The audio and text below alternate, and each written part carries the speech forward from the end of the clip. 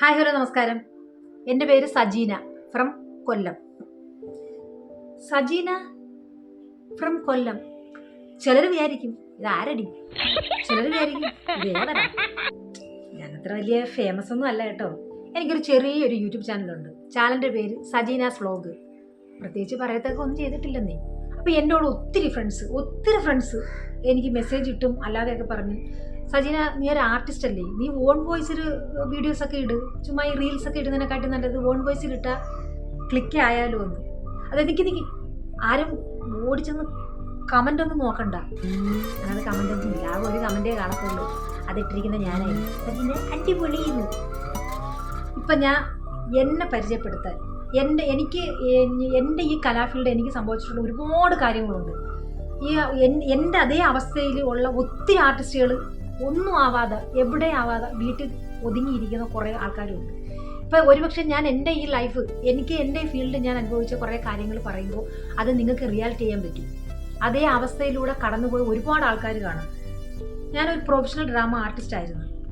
അതായത് നല്ല നല്ല ട്രൂപ്പുകളിൽ, നല്ല ഫേമസ് ട്രൂപ്പുകളിൽ ശരിക്കും നാടകം കളിച്ചിട്ടുള്ള ഒരു ആർട്ടിസ്റ്റായിരുന്നു.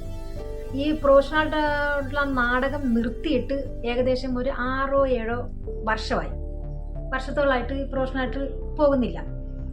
ഇപ്പം പണ്ടത്തെ കണക്കല്ലല്ലോ. ഇപ്പം നമുക്ക് ശരിക്കും ഓപ്പർച്യൂണിറ്റികളൊക്കെ ഉണ്ട്. ഇപ്പം നമ്മുടെ കുട്ടിക്കാലത്ത് ഈ ടി വിയിൽ ഇങ്ങനെ റിയാലിറ്റി ഷോകളും അതും ഇതൊക്കെ ഉണ്ടായിരുന്നെങ്കിൽ ഒരു പക്ഷേ നമ്മളൊക്കെ എവിടെയോ ചെന്നെത്തേണ്ടുന്നതാ. ഇവിടെ എത്തിയില്ല, ഇവിടെ തന്നെ ഇങ്ങനെ ഇരിക്കുക. ഇപ്പം അങ്ങനെ ഇരിക്കുന്ന സമയത്താണ് ടി വിയിൽ പുതിയതായിട്ട് ഒരു റിയാലിറ്റി ഷോ തുടങ്ങിയ മഴവിൽ മനോരമയിൽ ഒരു ചിരി ഇരുചിരി ബമ്പർ ചിരി എന്ന് പറഞ്ഞു.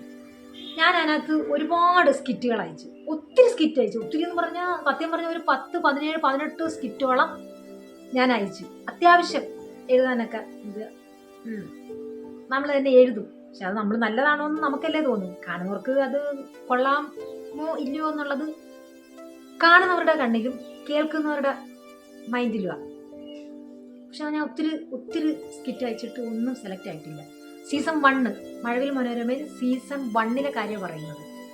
ഒരുപാട് ഇങ്ങനെ അയച്ചു കഴിഞ്ഞ് അവസാനം പിന്നെ ഞാൻ ഒരു സ്റ്റാൻഡപ്പ് കോമഡി അയച്ചു. അതായത് എൻ്റെ ലൈഫ് പുറത്തിണക്കിക്കൊണ്ട് ഞാനൊരു സ്റ്റാൻഡപ്പ് കോമഡി അയച്ചപ്പോൾ അത് അവിടെ സെലക്ട് ചെയ്തു. അപ്പോഴത്തേക്ക് ഈ കൊറോണ ഈ രൂക്ഷമായിട്ട് നിൽക്കുന്ന സമയം, കൊറോണയുടെ ഇഞ്ചക്ഷൻ വാക്സിൻ വന്ന് അത് എടുക്കുന്ന തിരക്ക്, അങ്ങനെയൊക്കെ ഉള്ള ഒരു സിറ്റുവേഷനിലാണ് എനിക്കിതിന് സെലക്ഷൻ കിട്ടിയത്. അങ്ങനെ ഫസ്റ്റിൽ ആ സ്റ്റാൻഡപ്പ് കോമഡി സെലക്ട് ചെയ്തതെന്നും പറഞ്ഞുകൊണ്ട് അവിടെ നിന്ന് എന്നെ വിളിച്ച് ഞാനവിടെ പോയി സ്റ്റാൻഡപ്പ് കോമഡി അവതരിപ്പിച്ചു. അതിൻ്റെ ഒരു ചെറിയ ഭാഗവും അതിന് വന്ന കമൻസും അവിടെ ജഡ്ജിമാരായിട്ടിരുന്ന മഞ്ജു ചേച്ചിയും നസീർക്കായും സാബു ചേട്ടനും, ഇവർ 3 പേരും എനിക്ക് തന്ന കമന്റ് ഒന്ന് കണ്ടു നോക്കേ.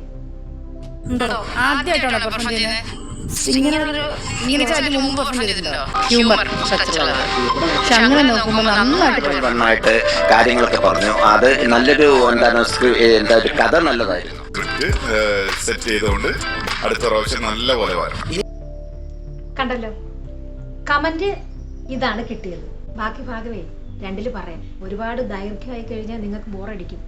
ഇനി എൻ്റെ ബാക്കിയുള്ള കാര്യങ്ങൾ, അതായത് പിന്നീടുണ്ട്, ഇപ്പം ഈ നിമിഷം വരെ ഉണ്ടായിട്ടുള്ള കാര്യങ്ങൾ എനിക്ക് നിങ്ങളോട് ഷെയർ ചെയ്യണമെന്ന് ആഗ്രഹമുണ്ട്. അപ്പം അത് കേൾക്കാൻ നിങ്ങൾ തയ്യാറാണോ, കേൾക്കാൻ ഇഷ്ടമുണ്ടോ എന്ന് അറിയണമെങ്കിൽ ഈ വീഡിയോ ഞാൻ ആദ്യം അപ്ലോഡ് ചെയ്യാം. അപ്പം അതിൽ വരുന്ന കമൻസും ലൈക്കും ഷെയറും സബ്സ്ക്രൈബും നോക്കിയിട്ട് ഓരോരോ വീഡിയോ ആയിട്ട് ഞാൻ ഇടുന്നതായിരിക്കും. ആരുടെയും കാല് പിടിക്കാതെ ഒരു ഫ്ലോറും നമുക്ക് കിട്ടാതെ നമുക്ക് ഫേമസ് ആവാൻ പറ്റും. നമ്മൾ വിചാരിച്ച രീതിയിൽ നമുക്ക് എത്താൻ പറ്റും. അത് ഞാൻ അടുത്ത വീഡിയോയിൽ പറയാം.